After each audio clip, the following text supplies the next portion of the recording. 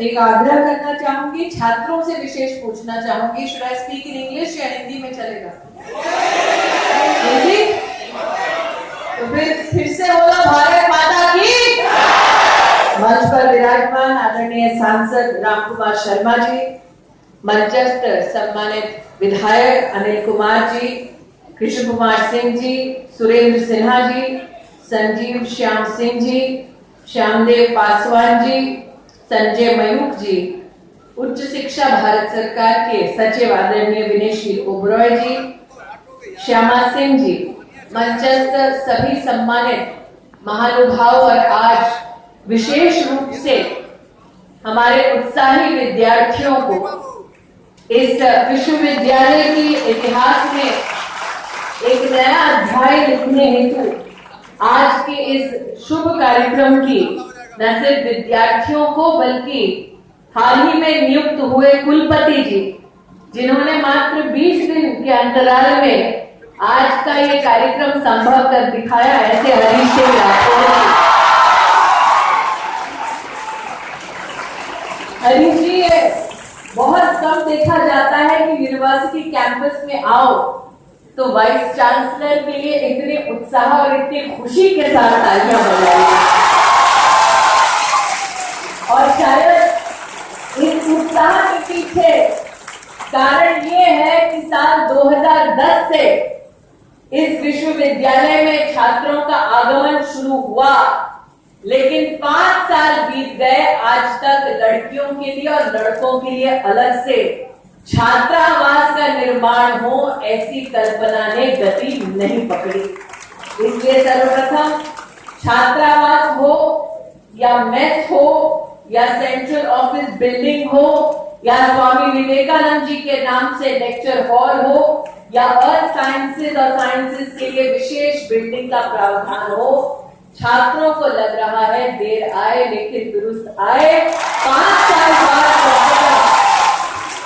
एक नई शुरुआत हुई। परिवर्तन के इस दौर में नई नई उम्मीदें, नई नई अपेक्षाएं जागी हैं। ऐसे कर लेते हैं। और जब हरीश जी आप सबको संबोधित कर रहे थे तो मेरा ध्यान उन्होंने मात्र उस वक्त आकर्षित किया जब उन्होंने कहा कि हमें सुविधाओं की दरकार है। अब एक प्रचलित विश्वविद्यालय में छात्रों की पहली दरकार क्या हो? आज देख रही हूं कि कैंटीन और छात्रावास के साथ साथ यहां पर छात्र जितने बैठे हैं, कम से कम हर दूसरे छात्र के हाथ में एक मोबाइल फोन जरूर है।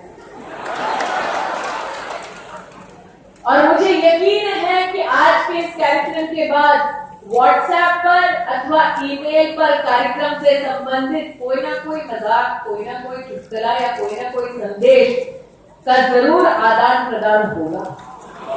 छात्रों से कहना चाहती हूँ, ये होना भी चाहिए भाई, क्योंकि एक बार पढ़ाई पूरी हुई फिर जीवन की आपाधापी में ये मजाक, चुटकुले, ये हंसी छूट जाती है।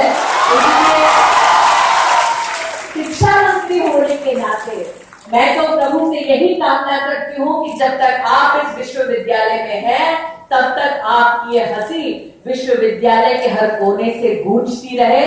आप सुखी और समृद्ध हो। अगर ईमेल करना है तो बहुत सारा खर्चा आता है, डेटा का कुछ खर्चा आता है, रोमिंग चार्जेस का। इसलिए आज छात्रों को कहना चाहते हैं, कैंपस कनेक्ट नाम का एक कार्यक्रम है जो भारत सरकार ने शुरू किया। हम हरीश जी से आग्रह करेंगे कि बहुत ही जल्द हमारी अर्नेट की टीम को हम आपके पास भेजेंगे। आप अपनी मैनेजमेंट और एकेडमिक टीम के साथ छात्रों से भी थोड़ा बहुत सुझाव ले सकते हैं। पूरे कैंपस में हॉटस्पॉट्स आप आइडेंटिफाई कर लीजिए। फ्री वाईफाई की सुविधा सभी छात्रों को इस विश्वविद्यालय में मिले, हमारी यही कल्पना है।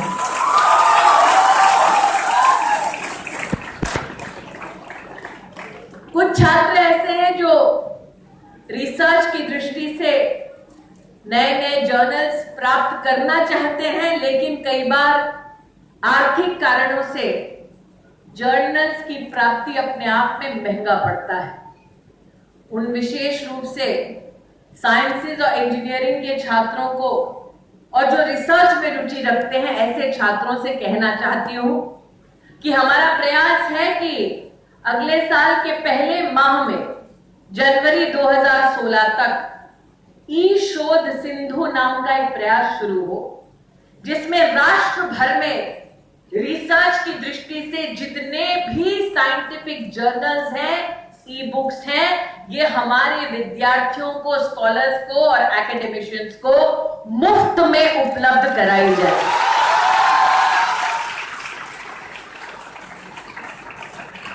हमने एक नजारा ये भी देखा कि जो समृद्ध परिवारों से हैं, वो अपने बच्चों को अंतर्राष्ट्रीय शैक्षिक संस्थानों में भेजते हैं।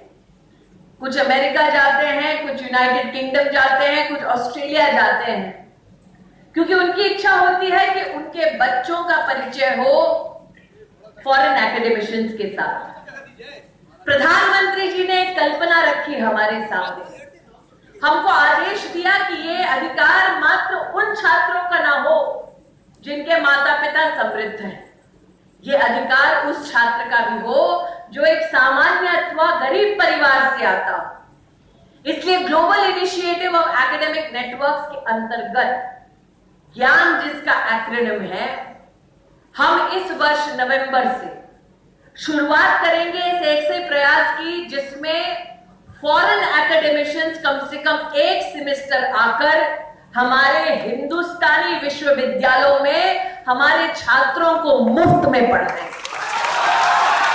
इसका खर्चा भारत सरकार स्वयं उठाएगी। इसलिए मेरा कुलपति जी से निवेदन है कि आपके विश्वविद्यालय में आपके छात्र और आपके टीचर्स के साथ बैठकर आप सूची बनाइए कि अंतर्राष्ट्रीय स्तर पर वो कौन सा विख्यात संस्थान है जिससे आप किसी प्रोफेसर को आपके विश्वविद्यालय में आमंत्रित करना चाहते हैं ताकि आपके छात्रों को लाभ मिले। इसका खर्चा हम उठाएंगे। लेकिन एक सत्य ये भी है कि आज यहां पर 900 से ज्यादा विद्यार्थी उपस्थित हैं, लेकिन कई लोग ऐसे हैं हमारे देश में जिनके हाथ से शिक्षा छूट जाती है क्योंकि उन्हें लक्ष्मी मां का आशीर्वाद प्राप्त नहीं होता, सरस्वती के आशीर्वाद से वो वंचित रह जाते हैं। मैं आप छात्रों से ये कहने आई हूं कि बहुत ही जल्द स्वयं नाम का एक प्रयास भारत सरकार शुरू करने वाली है। ये एक ऐसा ऑनलाइन प्लेटफॉर्म होगा जिसके अंतर्गत कक्षा 10 से लेकर डिप्लोमा, सर्टिफिकेट कोर्सेज और कुछ हद तक डिग्री और skill courses, language courses, management courses, engineering और टेक्निकल कोर्सेज हमारे central universities, IITs, IIMs, NITs, IISERs चलाएंगे निःशुल्क भारत के विद्यार्थियों के लिए, भारत के नागरिकों के लिए। मात्र अगर आपको एग्जाम देकर सर्टिफिकेट प्राप्त करना है तो भारत सरकार राष्ट्र भर में लगभग 500 से 1000 के बीच ऐसे सेंटर नियुक्त करेगी जहां पर आप जाकर अपना एग्जाम देकर 500 से 600 रुपए तक के खर्चे पर अपना सर्टिफिकेट प्राप्त कर सकते हैं। भारत की शिक्षा में, हमारी नीति में यह क्रांतिकारी कदम साबित होगा, ऐसी मेरी अभिलाषा है, ऐसा हमारा प्रयास है।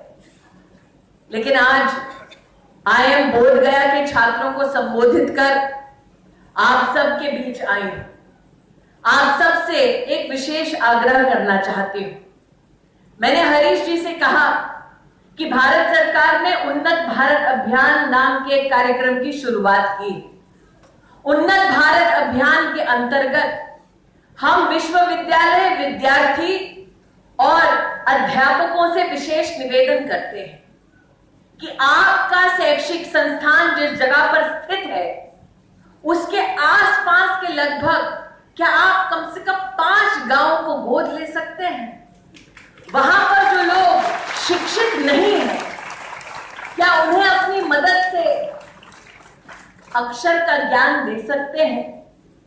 वहां पर जो किसान वैज्ञानिक उपलब्धियों के माध्यम से अपनी खेती में वृद्धि लाना चाहता है, नई टेक्नोलॉजी के माध्यम से अपने बच्चों को स्वच्छ जल पिलाना चाहता है, क्या ऐसे परिवारों की हम मदद कर सकते हैं? कुछ लोगों ने मुझसे कहा कि छात्रों की चिंता ये रहेगी कि हम पढ़ाई करें या किसी गांव की मदद करें। मैंने कहा कि मदद और पढ़ाई के बीच में एक सेतु बन सकता है क्रेडिट्स का, मार्क्स का। जो छात्र सबसे अच्छे आइडिया के साथ किसी गांव की प्रगति में, उत्थान में अपना योगदान दे, क्या उसके लिए उन्हें एकेडमिक क्रेडिट मिल सकता है? ये संभावना हरीश जी अगर आप अपने विश्वविद्यालय में तलाशें तो मुझे यकीन है न सिर्फ छात्रों की रुचि बनेगी गांव से जुड़ने के लिए, बल्कि साथ ही गांव के नागरिक भी कहेंगे कि इस विश्वविद्यालय के अंतर्गत न सिर्फ विद्या का आशीर्वाद छात्रों को मिला, बल्कि विकास की नई राह भी हमारे गांवों के लिए हम विकसित कर सके।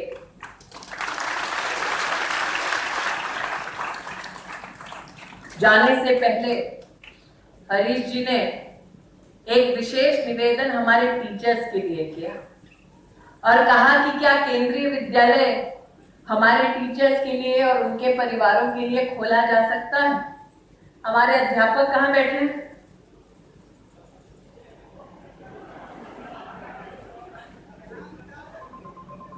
भाई हमारे छात्र कुछ स्पेशल कर रहे हैं टीचर्स डे के लिए? क्या कर रहे हो भाई? छुट्टी? कुछ खास कर रहे हो अपने टीचर्स के लिए? वैसे अध्यापकों के लिए एक मेरे पास आइडिया है, अगर आपको स्वीकार हो। प्रधानमंत्री जी ने सुरक्षा बीमा योजना की शुरुआत की है। अगर आप चाहें तो अपने टीचर्स को वो गिफ्ट कर सकते हैं।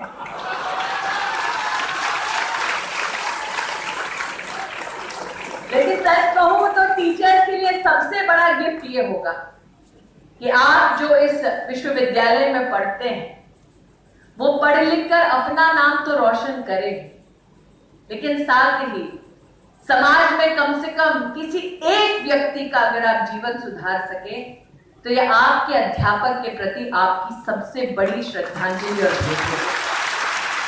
मैं हरीश जी इतना कहना चाहती हूँ, भले ही राजनीति में हूँ, लेकिन 12 साल 13 साल की राजनीति में आज तक कोई झूठा वादा नहीं किया।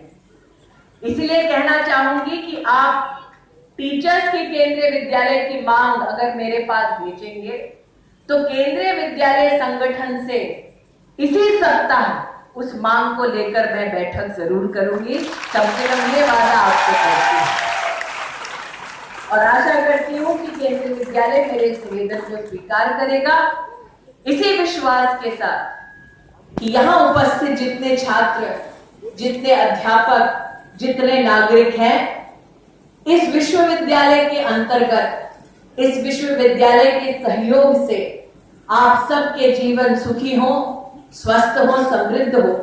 प्रभु से यही प्रार्थना करते हुए अपनी वाणी को विराम देती हूँ। जय हिंद, जय भारत।